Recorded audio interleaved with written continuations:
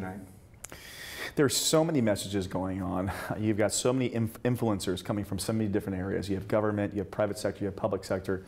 I think that the biggest underlying theme is everybody has a desire to actually move the needle. And this dialogue that took place today, the humanitarian award, Dr. Portak and Paul Polman, and these people coming together, I think is a step, a major leap in the right direction, which is trying to get what's localized influencers together to make one or two singleized initiatives happen. You know, we saw Dan Hess, Paul Polman, Sergio from the Public Foundation, a number of different people in the seat today. And each of them had different messages. And I found it really fascinating the different avenues and the different directions they take to accomplish the same goal. Actually, you know what one of the most fascinating parts is behind the scenes. I mean, we're seeing the award ceremony today, but you know, Paul Polman spoke at Davos. He's spoken at the United Nations. He chairs one of the big SDG initiatives at the UN. It was pretty impressive, yes. It was very impressive. But I guess the thing that really wasn't talked about today is why they're doing this. Like, what is it why is Paul Polman involved? Why is Unilever getting involved with public policy?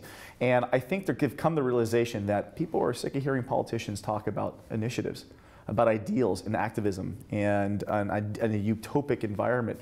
You know, the people who actually have all the power have realized, you know, those officials that are creating those policies realize that they'd rather hear from CEOs of private corporations than the policymakers, because the corporations actually act and do what they say, where the public servants have their initiatives and agendas, but with no accountability behind it.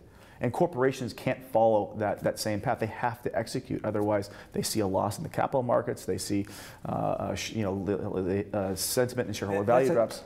That's a great point, because one of the things Paul said, he said, and he echoes what you're saying about the political environment. We're hearing it in the political rhetoric literally everywhere. But in the end, it's going to come down to business. And if we set an agenda in place and we set the conditions in place where business can do their job, it's actually going to be profitable. At the end of the day, it's, I think a lot of the politicians mean well with what they're doing, but they don't have the capability, the resources, the wherewithal to actually turn what would be a private sector initiative into a public sector initiative. It actually has to come from the private sector. And guys like Paul Polman saying, listen, we can still do business, make money, and do good through the process. We don't need to create a whole bunch of waste. We don't need to be inefficient. We can be efficient. Right, things just don't get done. But within the world of business, it is about the bottom line. And if you create a better product, and in this case, a better world, people will pay for it. Oh, absolutely. I mean, look at Apple's a great example of this. Apple is a highly efficient organization that actually came up with a product that was better, faster, more efficient, required less resources, but was 5 times the cost of their competitor, which would be Microsoft. They became the biggest corporation in the world with only 6% market share. A 6% market share, because people believed in what Apple was doing. And if we can get that same sentiment wrapped around social impact and businesses that do voluntary, you know, emissions testing and those sorts of things versus hiding what their carbon footprints are, you're going to find people are going to believe in those corporations. They're going to spend more money with those corporations. They're going to be more profitable. The first ones to the line are going to benefit the most from it. Okay.